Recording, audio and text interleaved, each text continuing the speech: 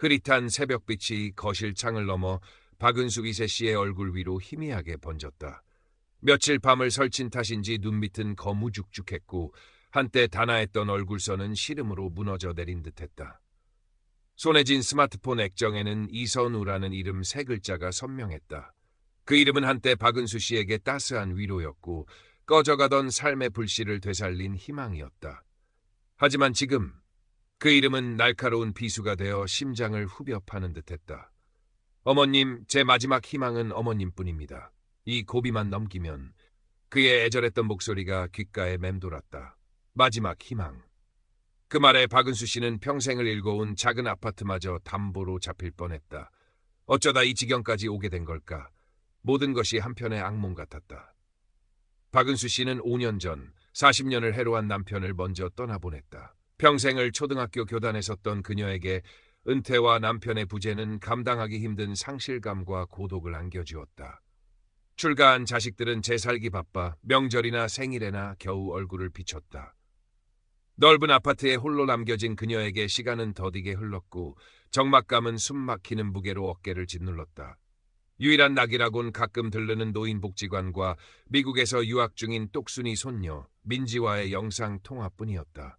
그러던 어느 날 복지관 친구의 성화에 못 이겨 스마트폰 활용 교육을 받게 되었다. 처음엔 복잡하고 어렵기만 했던 작은 기계가 점차 새로운 세상으로 향하는 창이 되어주었다. 민지가 만들어준 SNS 계정의 서툰 솜씨로 일상의 단상이나 예전에 써두었던 10여 편을 올리기 시작했다. 반응은 미미했지만 누군가에게 말을 건네고 있다는 사실만으로도 작은 위안이 되었다. 선생님의 글에서 깊은 연륜과 따뜻한 마음이 느껴집니다. 어느 날 이선우라는 낯선 이름의 남자가 박은수 씨의 게시글에 정중한 댓글을 남겼다. 그는 자신을 해외에서 작은 무역업을 하는 사업가로 소개하며 박은수 씨의 글에 깊은 감명을 받았다고 했다. 박은수 씨는 오랜만에 듣는 지적인 칭찬에 가슴이 두근거렸다. 이후 이선우는 거의 매일 박은수 씨의 게시글에 댓글을 달거나 개인적인 메시지를 보내왔다. 그의 메시지는 언제나 다정했고 박은수 씨의 외로운 마음을 정확히 읽어내는 듯했다. 그는 박은수 씨가 젊은 시절 교사였다는 사실에 존경심을 표하며 그녀의 지혜와 경험을 높이 평가했다. 박은수 씨는 마치 잊고 지냈던 자신의 가치를 다시 발견한 듯한 기분에 휩싸였다. 이선우와의 대화는 박은수 씨의 일상에 잔잔한 파문을 일으켰다. 아침에 눈을 뜨면 그의 메시지가 와 있는지 확인하는 것으로 하루를 시작했고 밤에는 그의 안부 인사를 받아야 잠이 들 수 있었다. 그는 박은수 씨가 좋아하는 시인이나 음악에 대해 해박한 지식을 뽐냈고 때로는 감미로운 목소리로 시를 읽어주기도 했다. 박은수 씨는 수화기 너머로 들려오는 그의 목소리에 몇 번이고 얼굴을 붉혔다. 남편이 살아있을 때도 느껴보지 못했던 설렘이었다. 어머님이라고 불러도 될까요? 제게는 어머니 같은 분이십니다. 어느덧 이선우는 박은수 씨를 어머님이라 부르기 시작했다. 박은수 씨는 처음엔 어색했지만 그 살가운 호칭이 싫지 않았다. 오히려 아들들에게서도 느껴보지 못한 따뜻한 친밀감을 느꼈다.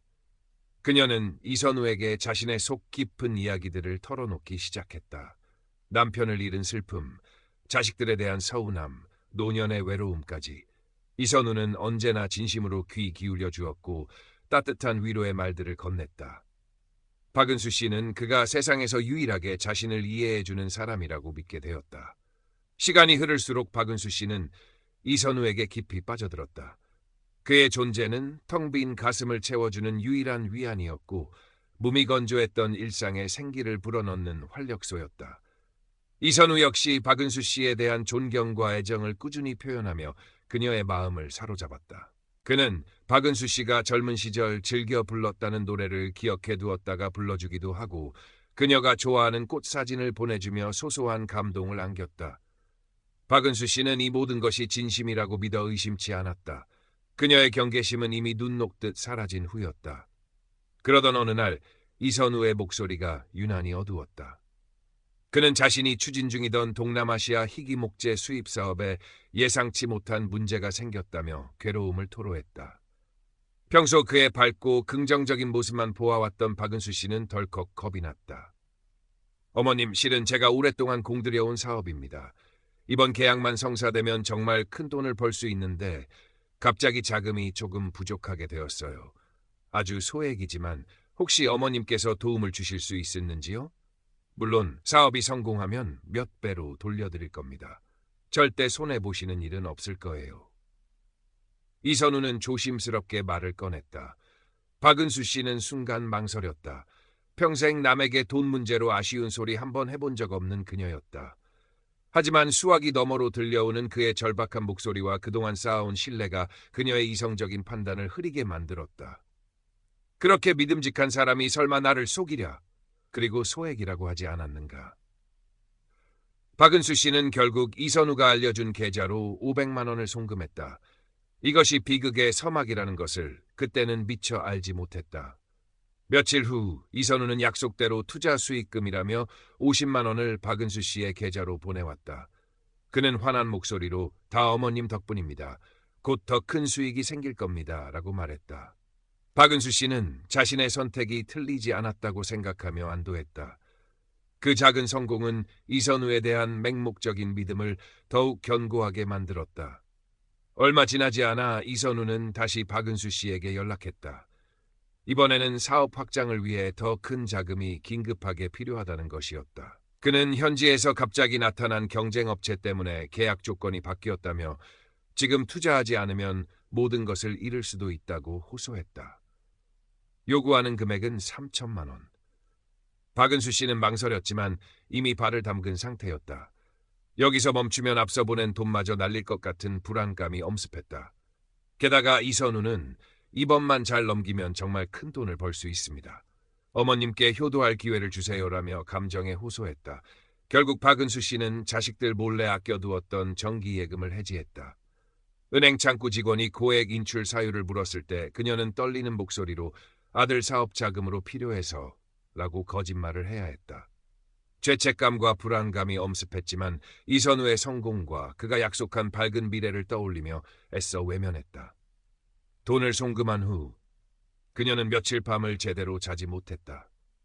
박은수 씨의 일상은 조금씩 어긋나기 시작했다. 밤늦게까지 이선우와 비밀스러운 통화를 하거나 스마트폰을 들여다보며 알 수 없는 표정을 짓는 날이 잦아졌다. 복지관 출입도 뜸해졌고 가끔 만나는 친구들과의 대화에도 집중하지 못했다. 그러한 변화를 가장 먼저 감지한 것은 손녀 민지였다. 방학을 맞아 할머니 댁에 머물던 민지는 예전과 달라진 할머니의 모습에 의아함을 느꼈다. 할머니는 예전처럼 민지와 살갑게 대화를 나누기보다는 스마트폰에 몰두했고 어딘가 초조하고 불안해 보였다. 할머니, 요즘 무슨 일 있으세요? 얼굴이 안 좋아 보이세요. 민지의 걱정스러운 물음에 박은수 씨는 아니다, 별일 없어라며 애써 태연한 척했지만 민지의 예리한 눈을 속일 수는 없었다. 어느 날 민지는 우연히 할머니가 이선우라는 사람과 통화하며 돈 이야기를 하는 것을 엿듣게 되었다. 선우 씨, 정말 이번이 마지막이죠? 더는.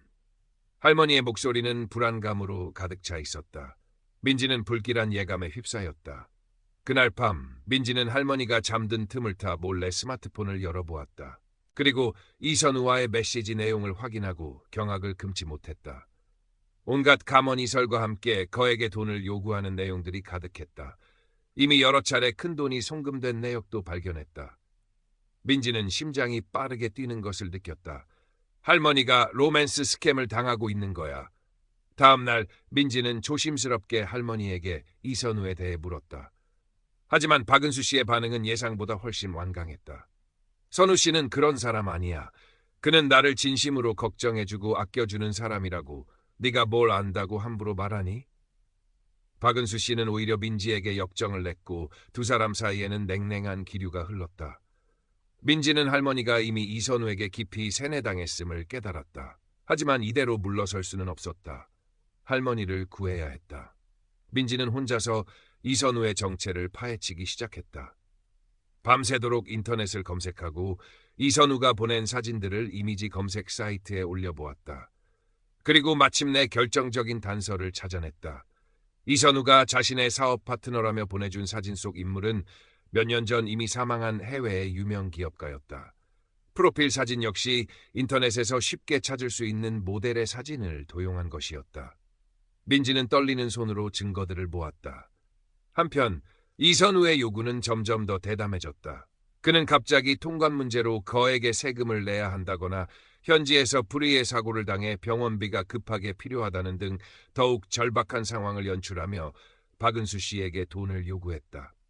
이미 많은 돈을 보낸 박은수 씨는 이러지도 저러지도 못한 채 그의 거짓말에 속수무책으로 끌려다녔다. 그녀의 통장 잔고는 바닥을 드러내고 있었다.